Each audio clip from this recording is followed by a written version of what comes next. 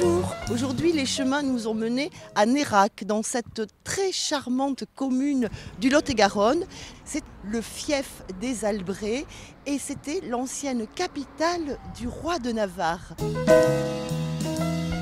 C'est un port qui est important, qui a toujours été dans l'histoire puisqu'il a réuni la ville de Condom, mais bien en amont également le Gers, au Lot-et-Garonne. C'est un lien entre les deux régions, mais aussi les deux territoires qui sont très agricoles et qui ont produit très tôt le vin, l'armagnac, mais d'autres marchandises. Et cette rivière, elle a transporté pendant très longtemps du fret en direction de Bordeaux ou Toulouse, par le canal de Garonne, par la Garonne. Et aujourd'hui, c'est une rivière qui accueille en gros 1 millier de bateaux. Nous sommes dans le parc de la Garenne, qui est le lieu de promenade préféré des Néraquais et des Néraquaises. Ce parc a été créé par Antoine de Bourbon, qui était le père d'Henri IV.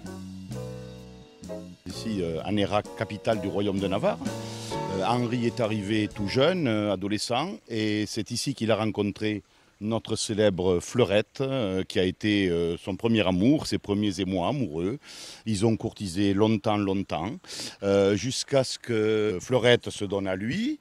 Et malheureusement, elle espérait que ça durerait très longtemps, mais il ne lui a accordé qu'une nuit, alors qu'elle lui aurait donné toute sa vie.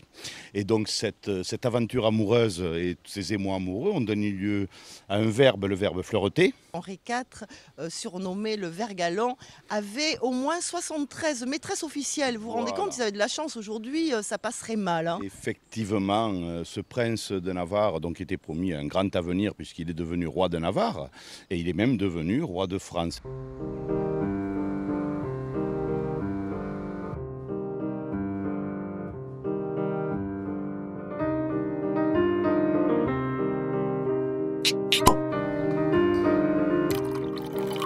Ici à Nérac, on va être au croisement de 3 appellations principales. L'Armagnac, le Floc de Gascogne et les vins d'appellation Buzet.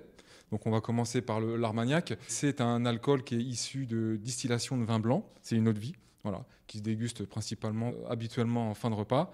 Et c'est vraiment un alcool vraiment très, très local et qui commence à bien rayonner même à l'international. Et le vin qui est produit ici à Nérac, c'est du Buzet. Vous allez trouver des vins blancs, des vins rosés et des vins rouges en appellation Buzet. Alors, je vais vous faire déguster la cuvée Fleurette pour rester vraiment très très local. Alexandre, voici le tien.